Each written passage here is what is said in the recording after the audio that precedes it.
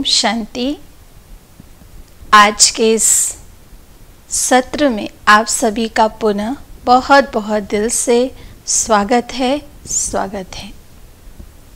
तो जैसे कि हम सभी ने कल यह सुना कि राजयोग के अभ्यास के लिए जिस राजयोग से हमारे जीवन में, हमारे कर्मों में कुशलता आती, हमारे जीवन में सुख शांति की हमें प्राप्ति होती है, उस राजयोग का पहला स्टेप है अपने सत्य स्वरूप की पहचान, जो कि हमने कल देखा। और जितना हमें अपने सत्य स्वरूप की पहचान होना जरूरी है, उतना ही इस राजयोग के अभ्यास में उस सुप्रीम पावर अर्थात परमात्मा का भी सत्य ज्ञान होना हमारे लिए अति आवश्यक है, क्योंकि राजयोग का अर्थ ही है आत्मा और परमात्मा का मिलन, संबंध या जोड़। तो आज हम परमात्मा के वास्तविक स्वरूप के बारे में जानेंगे, और ये हमारे लिए अति आवश्यक भी है, क्योंकि आज हम देख रहे हैं कि परमात्मा की जब हम बात करते हैं तो इतनी अधिक मान्यताएं उस परमात्मा के बारे में लोगों के अंदर है कि कहीं कहीं हम उसके परम सत्य स्वरूप से बहुत दूर हो चुके हैं। और यही कारण है कि एक तरफ तो हम ये भी कहते हैं कि सभी धर्मों के हम सभी मनुष्य आत्माएं, हिंदू, मुस्लिम, सिख, ईसाई, आपस में हम भाई भाई, लेकिन अगर हम प्रैक्टिकली देखें तो आज वो भाई भाई की भावना हमारे अंदर नहीं रह गई है। धर्म के नाम पर ही अनेकों लड़ाई, झगड़े, दंगे, फसाद सब कुछ होता रहता है। एक वसुधैव कुटुंबकम की जो भावना जिसकी हम बात करते हैं, जिसकी हम कहानियां सुनते हैं, वास्तव में वो विश्व बंधुत्व की भावना भी आज मनुष्यों के अंदर नहीं है। परमात्मा का सत्य परिचय नहीं होने के कारण ही जब परमात्मा के को याद करने की बात आती, तब प्रायः मनुष्य के मुख से यही शब्द निकलते कि क्या करें, भगवान को याद तो करते हैं लेकिन उसमें मन एकाग्र ही नहीं होता है। अब विचारणीय प्रश्न ये है कि आज वो परम पिता परमात्मा, जिसके लिए हम हमेशा ही मंदिरों में जाकर ये गाते हैं, तुम ही हो माता पिता, तुम ही हो बंधु सखा, तुम ही हो, आज उसके लिए हम इतनी ऊंची महिमा करते, और दूसरी तरफ हम ये कहते कि परमात्मा में हमारा मन एकाग्र ही नहीं होता। तो ये दो विपरीत बातें हो जाती। तो जैसा कि हमने कल देखा, हम एक आत्मा, और आत्मा जन्म लेते लेते लेते कहीं ना कहीं डिस्चार्ज हो जाती है। तो उस डिस्चार्ज आत्मा को फिर से चार्ज करने के लिए हमें अपने आप को उस परम पिता परमात्मा से जोड़ना पड़ेगा, क्योंकि वो हमारा पावर हाउस है, वो जनरेटर है, जिससे जब आत्मा कनेक्ट होती है, उसको याद करती है, उससे योग लगाती है, तो आत्मा के अंदर वो पावर आ जाती है, वो शक्ति आ जाती है। लेकिन आज परमात्मा को याद करने के पहले हमें ये जानना भी जरूरी है कि परमात्मा का वो सत्य परिचय कौन सा है। इस पर एक बार एक व्यक्ति न्यूज़पेपर में कुछ ऐसे कार्टून बने हुए थे जिसको वो देख रहा था। उस कार्टून में बहुत सारी परमात्मा के बारे में मान्यताएं थी। किसी ने लिखा, एक कॉलम में लिखा था कि प्रकृति ही परमात्मा है, दूसरे कॉलम में लिखा था आत्मा सो परमात्मा, कि आज जितने दुनिया में जितनी भी मनुष्य आत्माएं हैं वही परमात्मा है। किसी ने कहा ब्रह्म ही परमात्मा है, तो किसी ने कहा परमात्मा तो सर्वव्यापी है, कण कण में है। किसी ने देवी देवताओं को परमात्मा मान लिया, तो किसी ने अनेक प्रकार के जो आज महापुरुष है, धर्म पिताएं हैं, उनको परमात्मा कह दिया। अब एक व्यक्ति जब इतने सारी बातें परमात्मा के बारे में सुनता है, पढ़ता है, तो आखिर में क्या होगा? अगर उस व्यक्ति की जगह हम हो और हमें परमात्मा के बारे में इतनी सारी बातें सुनने को, पढ़ने को मिले, तो क्या होगा? हम भी कहीं ना कहीं कंफ्यूज हो जाएंगे कि वास्तव में परमात्मा का इसमें से सत्य स्वरूप क्या है। और कहीं हम ये ना समझ ले कि इतने सारे स्वरूप, तो शायद परमात्मा नाम की कोई चीज है ही नहीं। तो आज परमात्मा के बारे में जो इतनी मान्यताएं हैं, आज हम देखते हैं एक परिवार में ही कोई किसको मानता है। तो जब हम कहते हैं कि सबका मालिक एक, सबका पिता वो एक, तो जरूर उस परम पिता परमात्मा का, उस परम शक्ति का कोई सत्य स्वरूप भी होना चाहिए। इस पर हम इन्हीं बातों को स्पष्ट करने के लिए हम आपको एक कहानी सुनाते। एक बार 5 सूरदास होते हैं, सूरदास जो नेत्रहीन थे।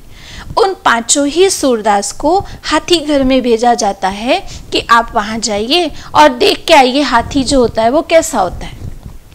5 सूरदास हाथी घर में जाते हैं। अब चूंकि वो नेत्रहीन थे, देख नहीं सकते थे, तो हाथी घर में पहुंचने के बाद उन्होंने हाथी को स्पर्श किया और स्पर्श करने के बाद किसी ने, एक सूरदास ने हाथी की पीठ को टच किया तो उसने सोचा हाथी तो दीवार की तरह है। दूसरे सूरदास ने हाथी के पैर को पकड़ा तो सोचा अच्छा हाथी तो खंबे की तरह है। एक सूरदास ने हाथी की पूंछ को पकड़ा तो कहा हाँ हाथी तो रस्सी की तरह है। एक सूरदास ने हाथी की सूंड को पकड़ा तो कहा वो तो सांप की तरह है। एक सूरदास ने हाथी के कान को स्पर्श किया तो कहा अच्छा वो तो सूपे की तरह है। अब 5 ने ही हाथी को जिस हिसाब से स्पर्श किया, समझा, वैसा उन्होंने हाथी के बारे में वर्णन किया। अब देखिए हम इसमें से सत्य किसको कहेंगे? क्या 5 ही जो कह रहे हैं वो सत्य है या फिर हाथी का कोई और ही स्वरूप है? और अगर हम इसको थोड़ा और आगे बढ़ाएं तो अगर इन 5 सूरदास को कहा जाए कि आप एक छठे सूरदास को हाथी के बारे में बताइए, तो सोचिए वो 5 ही सूरदास छठे सूरदास को हाथी के बारे में क्या बताएंगे? कोई कहेगा दीवाल है, कोई कहेगा खंबे जैसा है, कोई कहेगा सूपे जैसा है, कोई कहेगा ऐसा है। और इन सभी की बातों को सुन के जो छठा सूरदास होगा वो क्या सोचेगा कि हाथी के इतने सारे रूप तो नहीं हो सकते, या फिर वो ये भी सोच सकता है कि शायद ऐसा कोई प्राणी है ही नहीं। और अगर उसी छठे सूरदास को और आगे बढ़ के अगर उसे 7वें सूरदास को हाथी के बारे में वर्णन करना हो तो क्या होगा? हाथी का जो स्वरूप है वो और ही अलग रूप में सामने आएगा। आज इसी प्रकार हम मनुष्य आत्माओं के जीवन में भी परमात्मा की जो सत्य पहचान है वो आज नहीं हो पा रही है। कारण जिस प्रकार वो सूरदास अपने नेत्रों से देख नहीं सकते थे, इसलिए उन्होंने हाथी के अलग अलग रूप को अलग अलग तरीके से वर्णन किया। उसी प्रकार आज हम मनुष्य आत्माएं भी ज्ञान नेत्रों से नेत्रहीन हो चुके हैं। इसीलिए तो आज देखिए परमात्मा के सामने जाते हैं, मंदिर में जब आराधना करने जाते हैं तो क्या कहते? नयनहीन को राह दिखाओ प्रभु, पग पग ठोकर खाए। जबकि पढ़े लिखे हैं, इतनी ऊंची डिग्रियां हैं, इतनी अच्छी बुद्धि है, फिर भी परमात्मा के सामने जाकर अपने को नयनहीन कहते हैं। वास्तव में नयनहीन इसलिए कहा क्योंकि आज जो सत्य ज्ञान हमें अपने जीवन में चाहिए, जिससे हम परमात्मा के उस सत्य स्वरूप को पहचान भी पाए और सहज उसमें अपने आप को एकाग्र भी कर सके, वो सत्य स्वरूप का ज्ञान आज मनुष्य आत्माओं के अंदर नहीं है। इसलिए परमात्मा के सामने जाकर ये महिमा गाते हैं। साथ ही कहते आज अंधेरे में है हम इंसान, ज्ञान का सूरज चमका दे भगवान। तो आज परमात्मा से उस सत्य ज्ञान की कामना करते हैं, मांगनी करते हैं कि हे परमात्मा हमें ज्ञान का वो सत्य परिचय दीजिए, वो रोशनी दीजिए जिससे हम अपने जीवन के अंधकार को मिटा सके। तो आज परमात्मा के सत्य स्वरूप की पहचान होने के लिए भी, आज उससे सच्चा संबंध जोड़ने के लिए भी हमें ये जानना जरूरी होगा कि वास्तव में परमात्मा का वो सत्य स्वरूप क्या है। इसके लिए आज हम कुछ कसौटियों पर देखेंगे, कुछ ऐसी कसौटी जिसके आधार पर हम ये समझ सके कि परमात्मा का सत्य स्वरूप क्या है। जिस प्रकार एक सुनार होता, सुनार के पास भी एक कसौटी, एक पत्थर होता, जिस पत्थर पर घिस करके वो ये देखता है, परखता है, समझता है कि ये जो सोना है ये असली है या नकली है, ये कितने कैरेट का है, इसकी क्या क्वालिटी है। उसी प्रकार आज हमारे पास भी 5 बातें कसौटी के रूप में हैं, जिसके आधार पर हम ये जानेंगे कि परमात्मा का सत्य जो स्वरूप है वो क्या है, जिसमें हम सहज अपने मन को एकाग्र करके उस परमात्मा से सर्व शक्तियों की प्राप्ति अपने जीवन में कर पाए। तो सबसे पहली कसौटी जो परमात्मा के बारे में है, हम परमात्मा उसे कहेंगे जो सर्व धर्म मान्य हो। सिंपल। आज हमने कहा ना, हम सभी भाई भाई हैं, हिंदू मुस्लिम सिख ईसाई सभी भाई भाई। तो भाई भाई किस आधार पे? परमात्मा का वो सत्य स्वरूप हो जिसे सभी धर्म की आत्माएं सहज रूप से स्वीकार करें। चाहे वो हिंदू धर्म के भाई हो, चाहे आज मुस्लिम धर्म के भाई बहने हो, या सिख धर्म, ईसाई धर्म, या किसी भी मठ पंथ को मानने वाले, परमात्मा के उस स्वरूप को जब सभी स्वीकार करते हैं उसे हम कहेंगे सर्व धर्म मान्य परमात्मा के लिए। दूसरी जो कसौटी है, परमात्मा हम उसे कहेंगे जो सर्वोच्च शक्ति हो। सर्वोच्च शक्ति अर्थात जिसका कोई न तो माता पिता हो, न बंधु सखा हो, न शिक्षक गुरु हो, अर्थात वो सर्व का माता पिता है, बंधु सखा है, लेकिन परमात्मा का कोई माता पिता नहीं, अर्थात वो सर्वोच्च शक्ति है, सभी से श्रेष्ठ है। तीसरी कसौटी है, परमात्मा उसे कहेंगे जो सर्वोपरि हो। सर्वोपरि अर्थात जिस प्रकार हम मनुष्य आत्माएं इस जीवन रूपी यात्रा में आते, जन्म और मृत्यु के चक्र में आते, और आने के कारण सुख दुख, मान अपमान, निंदा स्तुति सबके वशीभूत होते, लेकिन परमात्मा सर्वोपरि अर्थात वो कर्म के फल से भी न्यारा है, दुख सुख से न्यारा है, पाप और पुण्य से भी न्यारा है। चौथी कसौटी है, परमात्मा हम उसे कहेंगे जो सर्वज्ञ हो। सर्वज्ञ अर्थात सब कुछ जानने वाला। इसीलिए तो परमात्मा को त्रिकालदर्शी कहते हैं, अर्थात वो तीनों ही कालों को जानने वाला है। त्रिलोकी नाथ कहते हैं, तीनों लोकों का वो स्वामी है। त्रिमूर्ति कहते हैं। तो आज सर्वज्ञ अर्थात इस सृष्टि के आदि मध्य अंत को जानने वाला। इस प्रकार चौथी कसौटी परमात्मा को सर्वज्ञ कहा गया। इसीलिए इंग्लिश में भी परमात्मा को गॉड कहते हैं, GOD। जी अर्थात जनरेट करने वाले, ओ अर्थात ऑपरेट करने वाले, और डी अर्थात डिस्ट्रॉय, अर्थात इस सृष्टि की स्थापना, पालना और विनाश करने वाला वो सर्वोच्च शक्ति परमात्मा, इसीलिए उनको सर्वज्ञ भी कहा गया। पांचवी कसौटी है, परमात्मा हम उसे कहेंगे जो सर्व गुणों और शक्तियों में अनंत है। इसीलिए तो देखिए शास्त्रों में भी परमात्मा की जो महिमा लिखी है कि सारी धरती को कागज बना दो, सारे जंगल को कलम बना दे, सारे समुद्र को स्याही बनाए, और स्वयं माँ सरस्वती अगर परमात्मा की महिमा लिखे तो भी परमात्मा की महिमा का वर्णन नहीं हो सकता। अर्थात वो सर्व गुणों में और सर्व शक्तियों में अनंत है।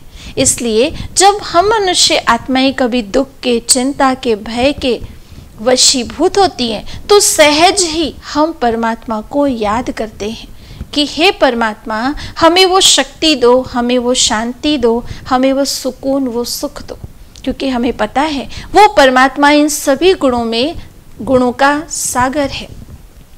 परमात्मा की तुलना सागर से की गई। शास्त्रों में भी परमात्मा को ज्ञान का सागर, गुणों का सागर, प्रेम का सागर, सागर था जो कभी भी खाली नहीं होता, सदा ही देने वाला है। तो इस प्रकार ये जो 5 कसौटी हमने देखी, परमात्मा अर्थात पहली कसौटी सर्वधर्म मान्य, दूसरी कसौटी सर्वोच्च शक्ति, तीसरी कसौटी सर्वोपरि, चौथी कसौटी वो सर्वज्ञ है और पांचवा सर्व गुणों और शक्तियों में अनंत है। अब इन 5 ही कसौटियों के आधार पर हम परमात्मा के सत्य स्वरूप को पहचानते हैं। अगर इन 5 ही कसौटियों को हम सामने रखकर सबसे पहले ये देखें कि क्या प्रकृति को हम परमात्मा कह सकते हैं, तो आज प्रकृति के लिए भी क्या कहते हैं, आज दुनिया में गीत गाते हैं, जिसकी रचना इतनी सुंदर वो कितना सुंदर होगा। अर्थात इस सृष्टि की रचना करने वाला, इस दुनिया को बनाने वाला वो परमात्मा कितना सुंदर।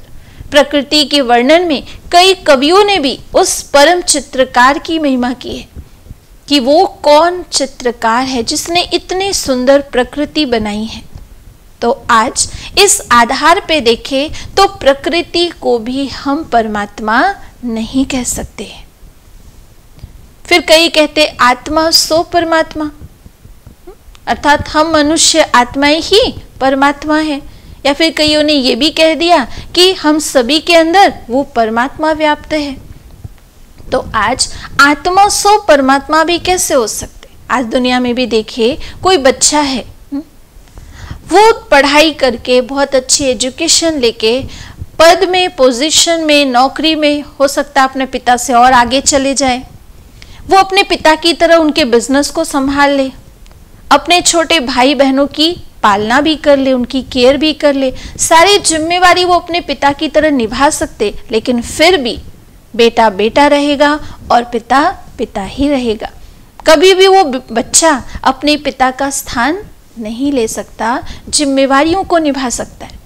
उसी प्रकार आज हम आत्माएं भी जब इस सृष्टि रूपी रंगमंच पर आती हैं तो हम सभी गुणों से संपूर्ण होती हैं, पूर्ण होती हैं। लेकिन आज आत्मा जो है वो गुणों का स्वरूप है। जो कल 7 गुण हमने देखा, ज्ञान, पवित्रता, प्रेम, शांति, सुख, आनंद और शक्ति, तो हम आत्माएं इन गुणों का स्वरूप है, लेकिन परमात्मा इन गुणों का सागर है। तो इस प्रकार परमात्मा की जो शक्तियां हैं वो अनंत है और हम मनुष्य आत्माओं की जो शक्ति है, जो गुण है, उनकी एक सीमा है, उनकी एक क्षमता है। कई बार परमात्मा को हम आज मनुष्य आत्माएं कहते, परमात्मा जो है वो सर्वव्यापी है। आज हम देखें, अगर इस मान्यता को हम लेकर के चले तो ये कहां तक सत्य हो सकता। आज परमात्मा को अगर हम सर्वव्यापी कहते हैं तो आज के समाज में, वर्तमान समय हम दुख, अशांति, भ्रष्टाचार, पापाचार की अति देख रहे। अगर परमात्मा सर्वव्यापी है तो सोचिए, विचार करिए और अपने विवेक से हम ये समझे कि क्या परमात्मा के होते हुए दुनिया में इतना पापाचार, इतना हाहाचार, इतना अनाचार बढ़ सकता है। आज एक व्यक्ति का खून कर देता है, एक व्यक्ति आज दूसरे के यहाँ पे चोरी कर देता है, एक व्यक्ति दूसरे व्यक्ति से ईर्ष्या करता है, घृणा करता है, नफरत करता है। तो क्या इन सभी बातों को देखते हुए भी हमारा विवेक ये कहता है कि परमात्मा कण कण में है, परमात्मा सर्वव्यापी है। दूसरी तरफ आज कोई भी परिस्थिति होती, दुनिया में जब कोई भी अनहोनी होती है तो हम यही कहते, भगवान आओ। जब भी कोई दुख होता है तो हम परमात्मा को पुकारते हैं कि हे भगवान आओ, हे परमात्मा आओ और हमें दुख से छुड़ाओ। आओ कहते हैं, बुला रहे हैं। इससे ही समझ में आता कि वो यहाँ पर नहीं है। हम उसे मदद के लिए, उसे शांति की प्राप्ति करने के लिए हम उसको बुला रहे हैं। आज अगर परमात्मा कण कण में हो तो जिस प्रकार देखिए, जब लोहे को भी आग में गर्म किया जाता है तो धीरे धीरे उस आग का जो गुण होता वो लोहे में आ जाता है, सहज ही उसके स्वरूप में ढल जाता है। आज अगर वो परम शक्ति परमात्मा, जिसके बारे में हमने इतनी महिमा सुनी है कि अगर परमात्मा की एक झलक मिल जाए, एक दीदार मिल जाए तो व्यक्ति के जीवन में एक चमत्कार हो सकता, अद्भुत परिवर्तन हो सकता। अगर वो परमात्मा कण कण में होता तो क्या आज हम मनुष्य आत्माओं की ये हालत होती, जो हम छोटी छोटी बातों में परेशान हो जाते हैं, छोटी छोटी बातों में एक दूसरे को मारने को तैयार हो जाते हैं। इस प्रकार फिर कई बार लोग ये भी कहते हैं कि शास्त्रों में तो ऐसा लिखा हुआ है। देखिए, शास्त्रों में जो बातें लिखी हैं वो गलत नहीं है, लेकिन उनको समझने के लिए हमारी बुद्धि का स्तर भी उतना ऊंचा चाहिए। प्राचीन समय में जो बड़े बड़े ऋषि मुनि हुए, जब वो समाधि की अवस्था में बैठते थे तो उन्हें भविष्य का दिग्दर्शन होता था, और अपने उस भविष्य के दिग्दर्शन में ही उन्होंने ये देखा कि आने वाला जो कलयुग है वो कितना ही दुखदायी होगा, कैसे मनुष्य अपने पाप कर्म की चरम सीमा पर पहुंच जाएंगे। और इसीलिए मनुष्य के अंदर एक डर बनाए रखने के लिए, एक भय के लिए उन्होंने ये बातें शास्त्रों में लिखी कि कोई भी गलत कर्म नहीं करो, क्योंकि परमात्मा तुमको देख रहा है, परमात्मा कण कण में है, परमात्मा सर्वव्यापी है। जिसके लिए उनकी यही शुभ भावना थी, यही श्रेष्ठ भावना थी कि कम से कम इस डर से कि भगवान मुझे देख रहा है, कम से कम मनुष्य पाप कर्म तो नहीं करेगा, गलत कर्म से अपने आप को बचाएगा। लेकिन धीरे धीरे आज हम देखते हैं कि मनुष्य, जिस प्रकार एक कहानी के माध्यम से आपको बताते कि एक छोटा बच्चा होता है, जब वो बहुत छोटा होता और उस बच्चे को जो उसकी माँ होती, वो बच्चा बाहर खेलने नहीं जाए, तो इसलिए माँ बच्चे को डरा के रखती है कि देखो बाहर नहीं जाना, नहीं तो बाहर वो जानवर है, वो कुत्ता है, तुमको काट लेगा, तुमको खा लेगा। और बच्चा डर से बाहर नहीं जाता। धीरे धीरे वो घुटनों के बल जब चलना भी शुरू कर देता, जैसे ही वो दरवाजे से बाहर निकलता है तो देखता है अच्छा घर के बाहर कुत्ता है, और वो कुत्ते को देखते ही डर के वापस कमरे के अंदर आ जाता है, क्योंकि माँ ने उसको सिखाया है। धीरे धीरे जब वो बच्चा और बड़ा होता है, 5 साल का, 6 साल का, 10 साल का हो जाता, तो वे धीरे धीरे अब वो बाहर भी जाता है, और अब वो धीरे से, क्योंकि वो समझदार हो गया है, बड़ा हो गया है, अब तो वो कुत्ते के साथ खेलने भी लग जाता, और कई बार वो उसको उठा के घर में भी ले आता है और सोचता देखो मेरी माँ कितनी भूली है, ये कुत्ता तो मुझे कुछ कर नहीं रहा, मैं तो इसको और ही उठा के लेकर आया।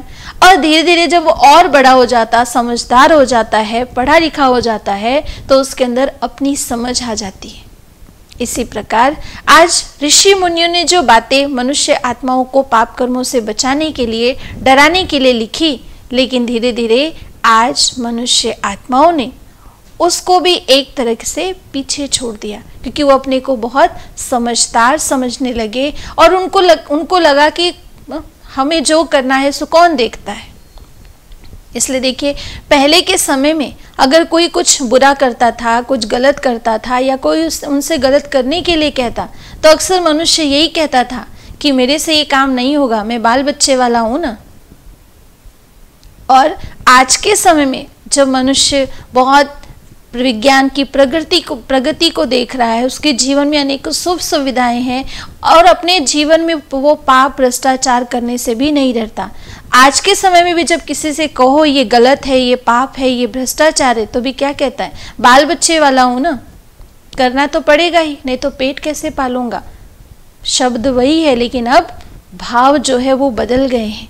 तो आज परमात्मा सर्वव्यापी है, ये बातें उसी भावना से लिखी गई ताकि मनुष्य पाप कर्म करने से बचे। लेकिन धीरे धीरे आज मनुष्य सोचता है कि मैं बहुत समझदार हूँ, और वो पाप कर्मों से भी नहीं डरता है।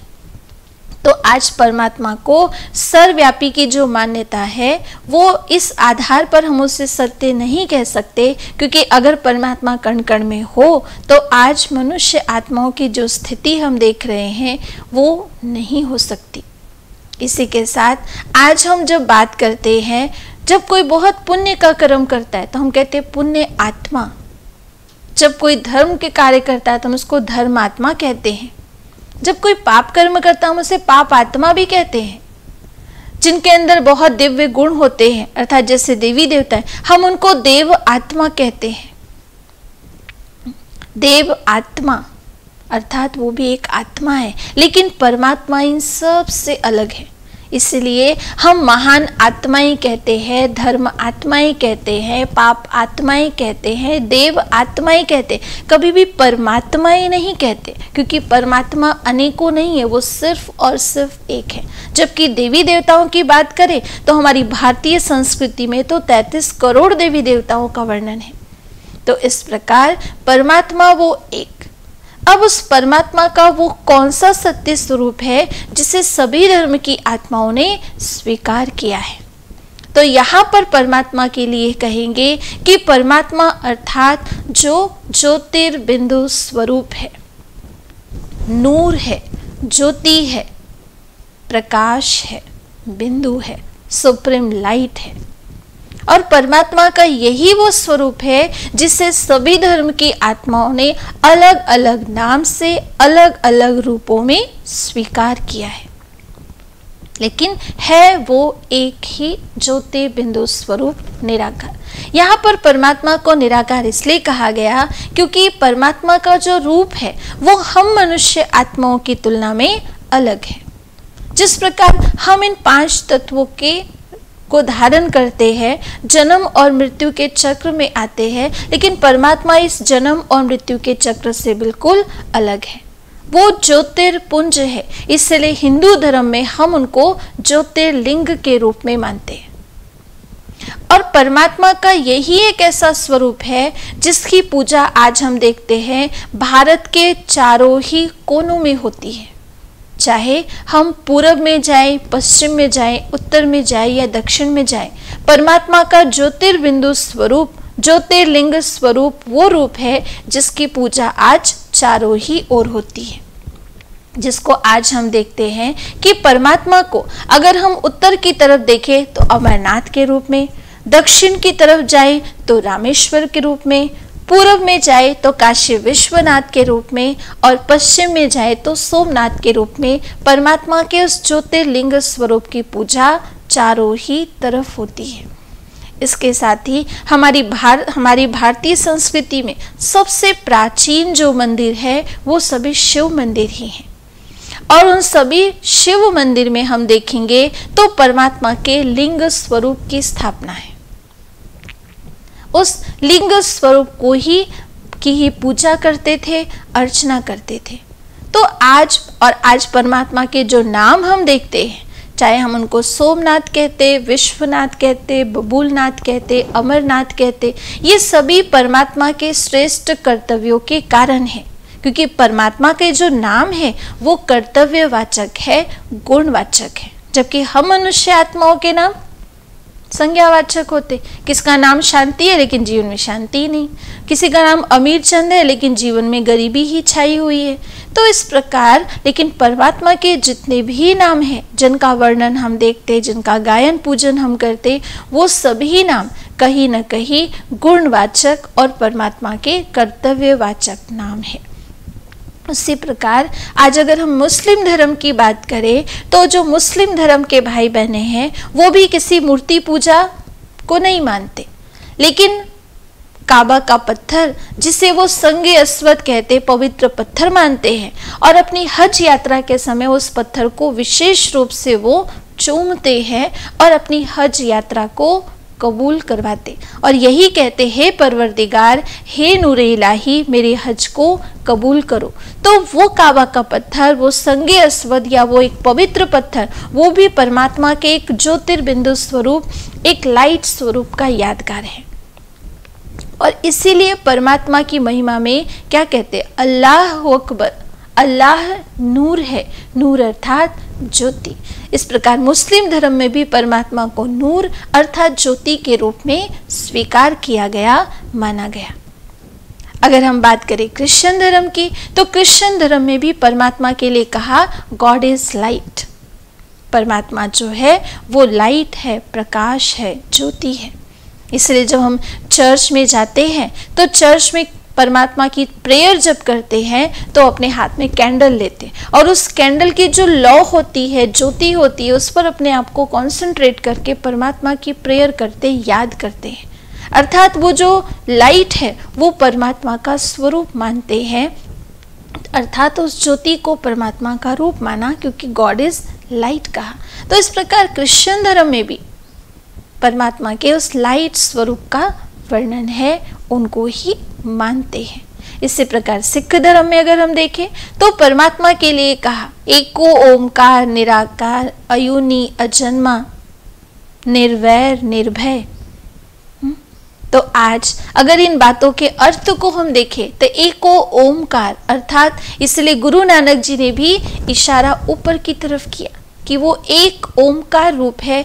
ओमकार अर्थात जिसका हमारी तरह हड्डी मांस का शरीर नहीं, लेकिन ज्योतिर्बिंदु स्वरूप है। निर्वैर निर्भय, जिसका किसी से कोई वैर नहीं, जिसको किसी से भय नहीं है, मृत्यु का भी भय नहीं, इसलिए परमात्मा को महाकाल भी कहा गया है।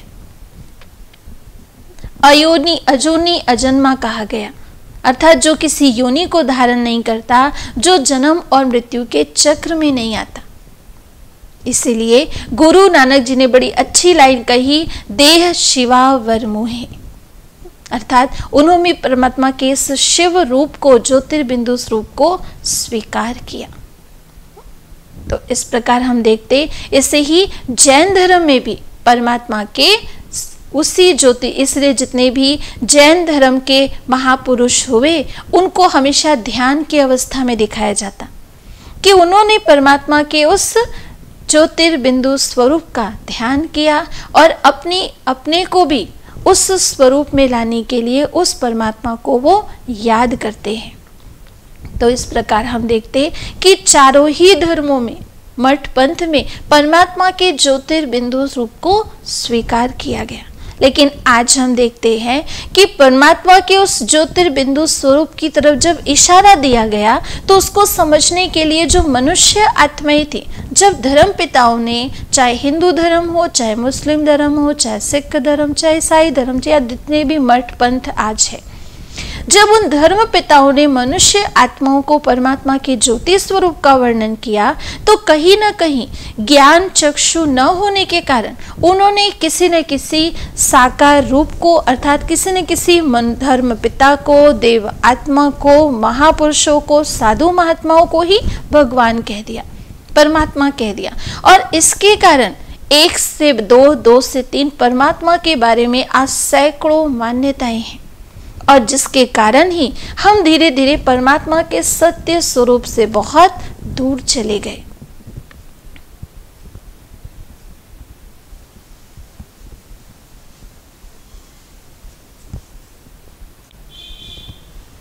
तो इस प्रकार हमने देखा कि अलग अलग धर्मों में परमात्मा के उस ज्योतिर्बिंदु स्वरूप को अलग अलग नाम से, अलग अलग रूप में स्वीकार किया।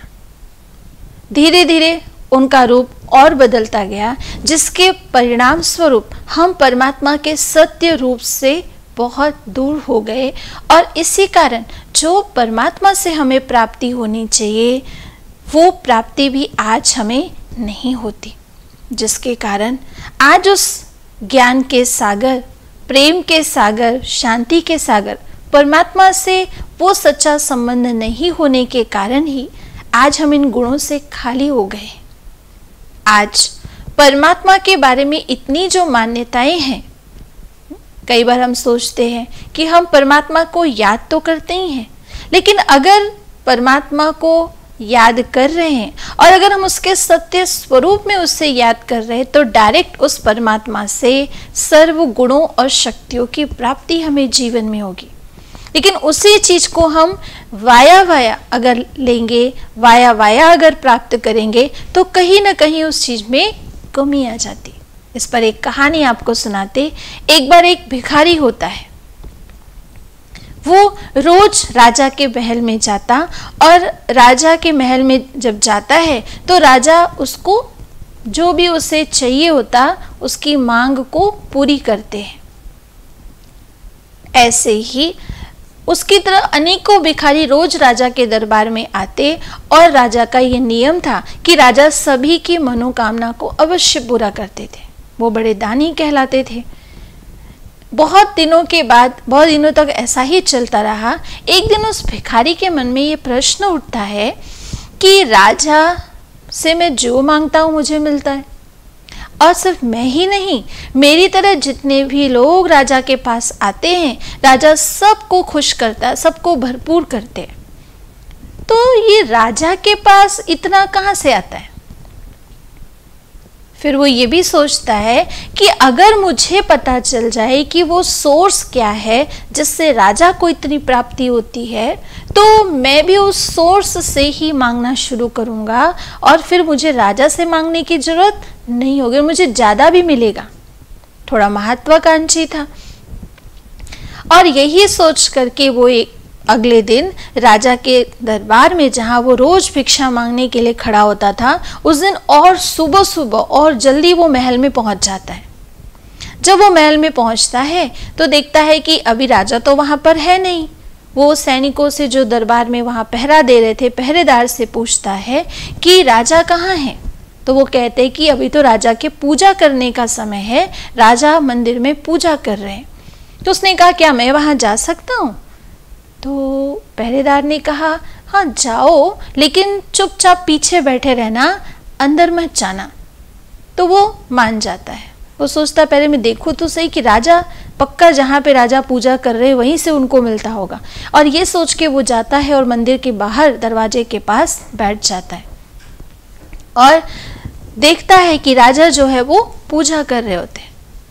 राजा अपनी पूजा करते करते पूजा करते करते कहते हैं, हे भगवान, मैं तो तुच्छ इंसान हूँ, मैं तो भिखारी हूँ, लेकिन आप तो दाता हो। आप सदा ही मुझे ऐसे देते रहो, मुझे भरपूर करते रहो, ताकि मेरे दरवाजे से भी कोई खाली न जाए। और ऐसा कह करके राजा अपनी पूजा में मगन होते हैं। बाहर बैठा हुआ भिखारी जब ये सुनता है कि अरे अभी तक तो मैं सोचता था मैं ही भिखारी हूँ, लेकिन आज पता चला कि ये राजा भी भिखारी है, मतलब राजा को जो इतना मिलता है वो इनसे मिलता है। तो वो देखता है कि राजा किसकी पूजा कर रहे हैं, वो हनुमान जी के भक्त होते हैं। तो भिखारी सोचता है कि राजा को जो कुछ भी अभी तक मिल रहा है वो इतने लोगों को देते हैं, तो पक्का ये हनुमान जी ही इनको देते हैं। और उसी समय वो सोचता है कि अब मैं राजा से नहीं मांगूंगा, अब मैं भी उनकी तरह हनुमान जी की पूजा करूंगा। और ये सोच करके वो उस दिन बिना भिक्षा लिए ही महल से बाहर निकल जाता और जा कर के बाजार से हनुमान जी की एक फोटो लेता है और उसको घर में ले जाकर पूजा करना शुरू करता। हनुमान जी की महिमा करते, पूजा करते करते उसे ये पता चलता है कि अरे हनुमान जी तो खुद श्री राम जी के भक्त हैं, उनको जो भी मिला, जो भी उनके अंदर शक्ति थी, प्राप्ति थी, वो सब श्री राम जी की दी हुई थी। अब उसके मन में फिर प्रश्न उठता है कि हनुमान जी से फिर मैं क्यों मांगू, जब उनसे भी शक्तिशाली श्री राम जी हैं, तो अब मैं भी डायरेक्ट उनसे मांगूंगा, क्योंकि श्री राम जी ने हनुमान जी को दिया होगा तो सारा तो नहीं दिया होगा, हनुमान जी ने फिर राजा को दिया, फिर राजा ने मुझे दिया, तो इससे तो मेरी प्राप्ति में कमी आ गई। अब मैं भी डायरेक्ट श्री राम जी की पूजा करूंगा और उनसे ही मांगूंगा। और ये सोच करके अब वो श्री राम जी की भक्ति शुरू कर देता। पूजा करते करते धीरे धीरे उसको पता चलता कि नहीं, लंका विजय के पहले श्री राम जी ने भी शिव की आराधना की, मतलब इनसे भी ऊंचे कौन थे? शिव। तो क्यों ना अगर मैं उनकी आराधना करूं, उनकी पूजा करूं, तो मुझे और अधिक प्राप्ति होगी। ये सोचकर अब वो शिव की आराधना, ज्योतिर्लिंग स्वरूप की आराधना शुरू कर देता है। कहने का भाव कि आज परमात्मा के जो रूप हैं, अगर हम अलग अलग रूपों में वाया जब परमात्मा से लेते हैं तो नेचुरली हमको कितना मिलेगा? थोड़ा मिलेगा। लेकिन अगर परमात्मा के सत्य स्वरूप से, डायरेक्ट पावर हाउस से अगर हमारा कनेक्शन है तो क्या होगा? हम जब चाहे, जितना चाहे, जैसी चाहे उससे प्राप्ति कर सकते हैं, अपना संबंध जोड़ सकते हैं, अपने जीवन में सुख शांति की प्राप्ति कर सकते हैं। तो परमात्मा का वो निराकार स्वरूप जिसे हम बड़े प्यार से शिव कहते हैं, शिव अर्थात शिव का अर्थ ही है कल्याणकारी। यहाँ पर शिव अर्थात कोई हिंदू धर्म के परमपिता परमात्मा की बात नहीं है, लेकिन सभी धर्मों का कल्याण करने वाला वो निराकार ज्योतिर्बिंदु स्वरूप, वो नूरे इलाही, वो अल्लाह, वो गॉड, वो एको ओमकार परमात्मा एक है, ज्योतिर्बिंदु स्वरूप है, जिसे हिंदू धर्म में हम शिवलिंग अर्थात ज्योतिर्लिंग के रूप में मानते हैं। जिस प्रकार स्त्री को हम स्त्रीलिंग कहते, पुरुष को पुल्लिंग कहते, इसी प्रकार परमात्मा न तो स्त्री है न पुरुष है, वो ज्योतिर्स्वरूप है, इसलिए हम ज्योतिर्लिंग कहते हैं। तो आज उस ज्योतिर्लिंग परमात्मा की पूजा भारत के कोने कोने में होती। यहाँ पर एक और अंतर समझने की हमें बहुत आवश्यकता है। कई बार हम शिव और शंकर दोनों रूपों को एक कर देते हैं, लेकिन यहाँ पर परमात्मा शिव जो कि निराकार है और शंकर जी दोनों का रूप अलग अलग है, अर्थात शिव और शंकर में अंतर है, जिसको आज हम समझेंगे। देखिए, जब भी हम अगर ज्योतिर्लिंग की या शिवलिंग की बात करते हैं, नाम लेते हैं, तो सहज ही ज्योतिर्लिंग स्वरूप वो लिंग रूप हमारे सामने आ जाता। और जहाँ पर हम शंकर जी की बात करते हैं तो जटाओं में गंगा को धारे, गले में सर्प की माला लपेटे शंकर जी का वो स्थूल रूप हमारे सामने आ जाता है। इसके साथ ही हम देखते हैं कि शिव का अर्थ है कल्याणकारी, लेकिन शंकर जी के लिए कहते हैं तीसरी आंख खुलेगी तो विनाश हो जाएगा। तो दोनों के नाम में भी अंतर, दोनों के कर्तव्य में भी अंतर, एक कल्याणकारी तो दूसरा विनाशकारी। इसके साथ ही हम कहते हैं ब्रह्मा देवताय नमः, विष्णु देवताय नमः, शंकर देवताय नमः, लेकिन शिव परमात्माय नमः कहते, अर्थात शंकर जी को देवता के रूप में पूजन किया और शिव परमात्माय अर्थात उनको परमात्मा के रूप में स्वीकार किया। तो दोनों की महिमा में भी अंतर हो गया।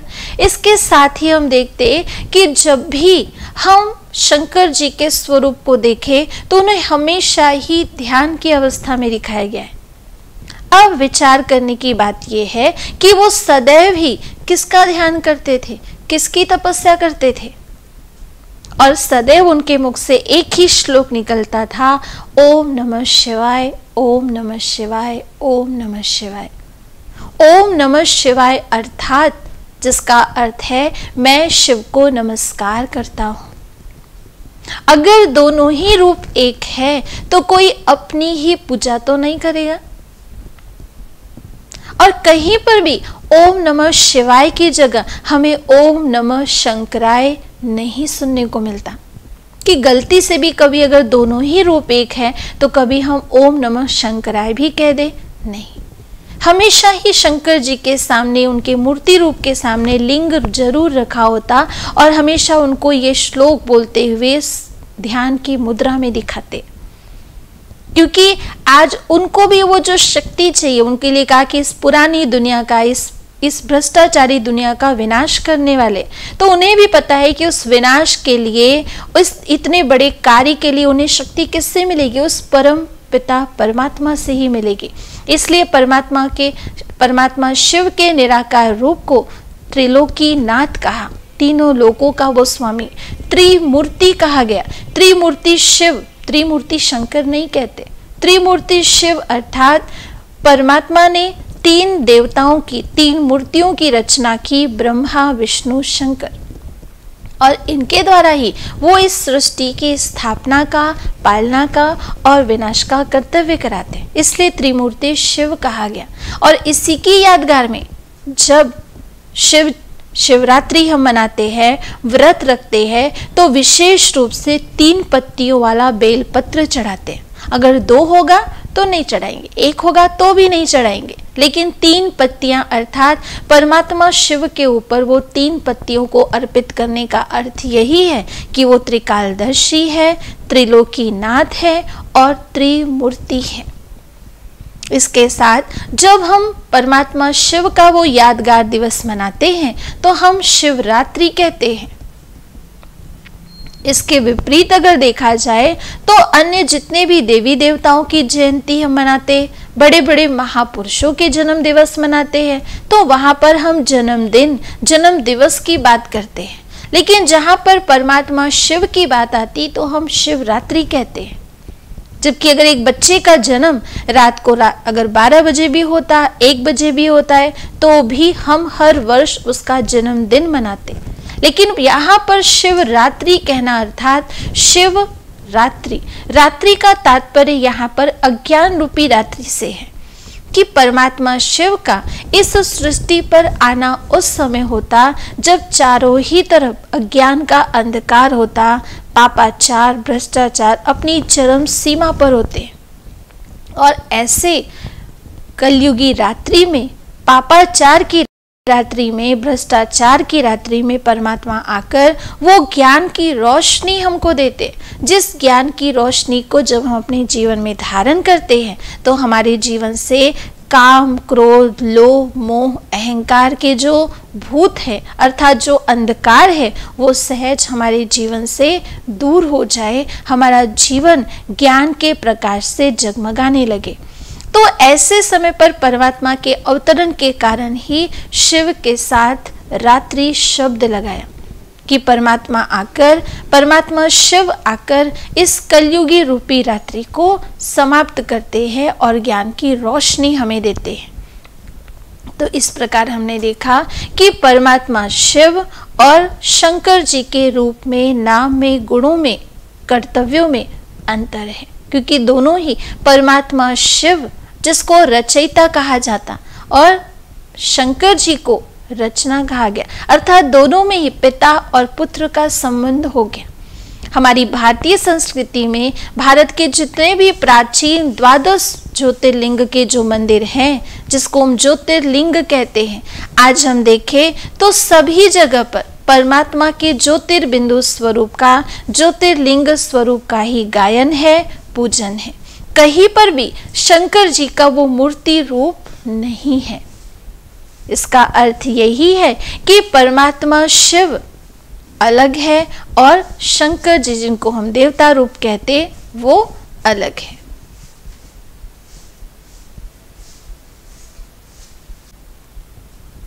तो इस प्रकार परमात्मा का वो ज्योतिर्बिंदु स्वरूप, परमात्मा का जो रहने का स्थान है, जिसको हम परम धाम कहते, शांति धाम कहते, ब्रह्मलोक कहते हैं, कहीं उसको 7वां आसमान भी कहा गया। इस सूर्य, चांद, तारों से भी ऊपर, सूक्ष्म वतन से भी ऊपर, लाल सुनहरे प्रकाश की दुनिया जिसको हम परम धाम कहते हैं, जिसको हम ब्रह्मलोक कहते हैं। परम धाम इसलिए कहा गया क्योंकि वो सभी धामों से परे है। ब्रह्मलोक क्योंकि ब्रह्म महातत्व वहां पर प्रकृति का छठा तत्व पाया जाता, इसलिए उसको ब्रह्मलोक भी कहा गया। उसे मुक्ति धाम भी कहा गया क्योंकि वहां जाकर हम मनुष्य आत्माएं भी मुक्ति का अनुभव अर्थात कर्म से, कर्म के फल से, सुख दुख से, सभी बातों से हम मुक्त हो जाते हैं। तो हम मनुष्य आत्माओं का भी वही असली घर है जहाँ पर हम अपने परम पिता परमात्मा के साथ रहते हैं और वहाँ से फिर इस सृष्टि रूपी रंगमंच पर हम पार्ट प्ले करने के लिए आते। जिस प्रकार दुनिया में भी कोई ड्रामा होता तो उसमें जो एक्टर्स होते हैं वो अपने अपने घर से आते, एक्ट करते, ड्रामा प्ले करते, और जैसे ही उनका ड्रामा पूरा हो जाता, उनका अपना पार्ट जो है, रोल जो है वो कंप्लीट होता, तो वापस वो अपनी ड्रेस चेंज करके अपने घर चले जाते जहाँ से वो आए। उसी प्रकार हम सभी मनुष्य आत्माएं भी वैसे तो इस शरीर में विराजमान है, लेकिन हमारा भी जो असली घर है वो वही परम धाम, ब्रह्मलोक, शांति धाम, मुक्ति धाम है, जहाँ से हम सभी भी ये शरीर रूपी ड्रेस लेकर के हम यहाँ आते और यहाँ आने पर हमें ये शरीर रूपी ड्रेस मिलता, जिसको पहन करके हम अलग अलग, सबके अलग अलग पार्ट है, सबका अलग अलग रोल है, हम अपना पार्ट प्ले करते, अपना रोल प्ले करते हैं और वापस अपने उसी रूप में अपने घर चले जाते हैं जहाँ से हम इस सृष्टि रूपी रंगमंच पर आए थे। तो वो रूप कौन सा? वो वही रूप है ज्योतिर्बिंदु स्वरूप। सोल, हम सभी आत्मा के रूप में इस सृष्टि रंगमंच पर आते हैं, पार्ट बजाते और चले जाते। वही हम मनुष्य आत्माओं के पिता का भी घर है। इसलिए आज लोग मुक्ति की कामना करते हैं, परमात्मा से यही कहते, हमको मोक्ष दे दो, अर्थात इस दुख सुख से, इस जय पराजय से, इस पाप पुण्य से हमें मुक्त कर दो। परमात्मा आकर हमें इस दुनिया में रहते हुए भी इन सभी बातों से हम मुक्त कैसे हो, जीवन में सच्चे सुख और शांति की प्राप्ति कैसे हो, उसके लिए ही परमात्मा आकर हमें सच्चा ज्ञान देते हैं। तो परमात्मा को वो ज्योतिर्बिंदु स्वरूप जिसे सभी धर्म की आत्माओं ने स्वीकार किया, जब हम सभी परमात्मा के उसी रूप में अपने मन को एकाग्र करके उनको याद करते हैं, तो हमें भी वो सच्चे सुख और शांति की प्राप्ति होती है। आज उस परमात्मा को हम अलग अलग नाम से भी याद करते हैं। आज जैसे हम यहाँ पर उसे प्यार से बाबा कहते, अर्थात पिता, क्योंकि जब हम ईश्वर कहते हैं, भगवान कहते हैं, गॉड कहते हैं, तो कहीं ना कहीं एक दूरी का अनुभव होता। हम सोचते कि कहाँ वो परमात्मा और कहाँ हम एक तुच्छ इंसान, कहाँ वो ईश्वर और कहाँ हम साधारण मनुष्य। तो कहीं ना कहीं वो जोड़, वो मिलन, संबंध नहीं जोड़ पाता। लेकिन जब हम उस परमात्मा के सामने अपने को एक बच्चा समझकर उसे याद करते हैं, उसे एक पिता के रूप में याद करते हैं, पिता के रूप में संबंध जोड़ते हैं, तो सहज वो याद जो होती है वो ठहर जाती है, अर्थात हम उसमें सहज अपने आप को एकाग्र कर पाते हैं। तो परमात्मा का वो स्वरूप, ज्योतिर्बिंदु स्वरूप, जब हम आत्माएं, और इसके लिए हमें भी अपने उसी मूल स्वरूप में, अपने सत्य स्वरूप में स्थित होकर के उस परमात्मा से अपना कनेक्शन जोड़ना है कि वास्तव में मैं कौन हूँ और मुझ आत्मा का पिता कौन है। तो जैसे हमने समझा कि हमारा भी वास्तविक जो स्वरूप है वो है पॉइंट ऑफ लाइट, हम कहते हैं सोल, अर्थात सोर्स ऑफ यूनिक लाइट। तो मैं सोर्स ऑफ यूनिक लाइट, अर्थात मैं आत्मा, जब परमात्मा के उस पॉइंट ऑफ लाइट रूप में अपने आप को एकाग्र करती हूँ, जोड़ती हूँ, तो सहज हमें वो शक्तियाँ, जो हमने गुण देखे आत्मा के अंदर, जो इस दिन भर के दिनचर्या में हमें बार बार जिनकी आवश्यकता पड़ती है, उन गुणों की प्राप्ति सहज रूप से हमें अपने जीवन में होने लगती है। तो चलिए आज फिर से उस राज्य की यात्रा पे चलते हैं और अपने आप को उस परमात्मा से अपना कनेक्शन जोड़ के, संबंध जोड़ के अपने जीवन में सच्चे सुख और शांति का अनुभव करते हैं। तो सबसे पहले अपने मन को आराम की मुद्रा में बैठ जाएंगे और अपने मन को बाकी सभी बातों से हटाकर सिर्फ और सिर्फ अपने ऊपर केंद्रित करेंगे। अनुभव करें, मैं एक अति सूक्ष्म आत्मा हूं। अंतर्चक्षु से स्वयं को देखें। भ्रिकुटी के मध्य में चमकते हुए दिव्य सितारे के रूप में मैं आत्मा ज्योति पुंज हूं। मैं सतो गुणी स्वरूप में हूं। धीरे धीरे अपने मन को हम ले चलते हैं एक यात्रा पर, अपने परम धाम घर की ओर। सूर्य चांद सितारों से दूर, सूक्ष्म जगत से भी पार, अपने घर शांति धाम में, जहां चारों ओर दिव्य प्रकाश फैला हुआ है। लाल सुनहरा प्रकाश, कितनी अनंत शांति है। शांति के प्रकंपन चारों ओर फैले हुए हैं। धीरे धीरे मैं आगे बढ़ते हुए अपने पिता परमात्मा के सानिध्य में पहुंच जाती हूँ। जैसे मैं आत्मा ज्योति पुंज हूँ, वैसे मेरे पिता परमात्मा भी दिव्य प्रकाश पुंज हैं, अनंत प्रकाशमान हैं, दिव्य तेजोमय हैं।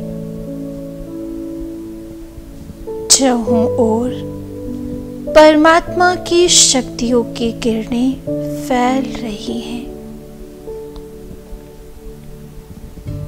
कितना सुकून मिल रहा है।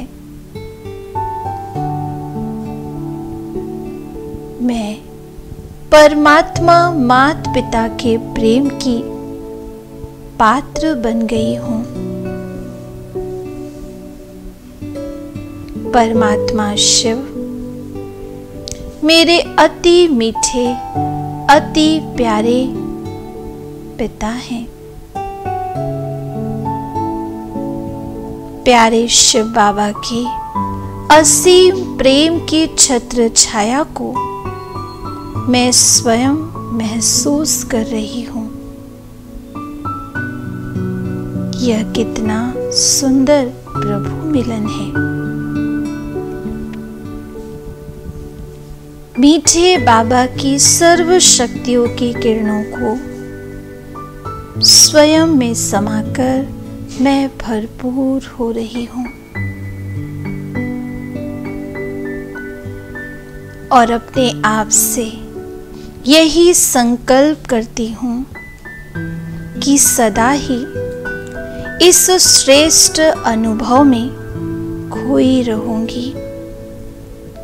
ओम शांति, ओम शांति, ओम शांति।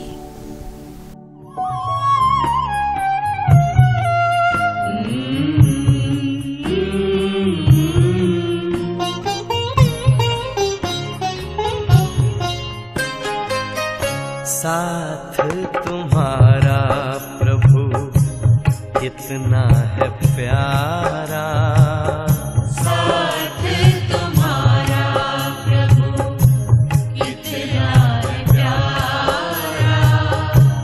मिल गई मंजिल, मिल गया किनारा, मिल गया किनारा। साथ तुम्हारा प्रभु कितना है प्यारा, साथ तुम्हारा प्रभु।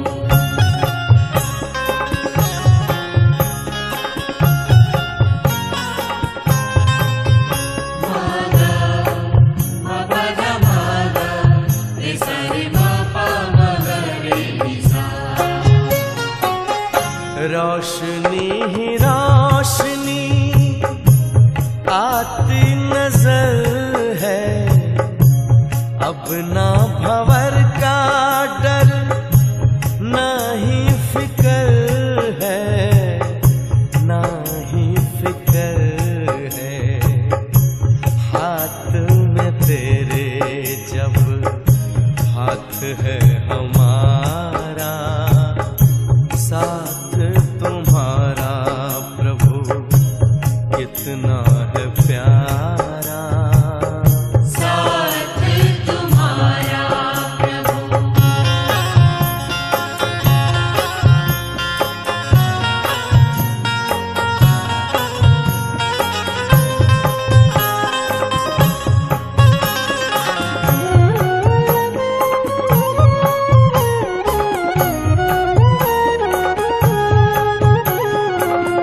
किसको खबर है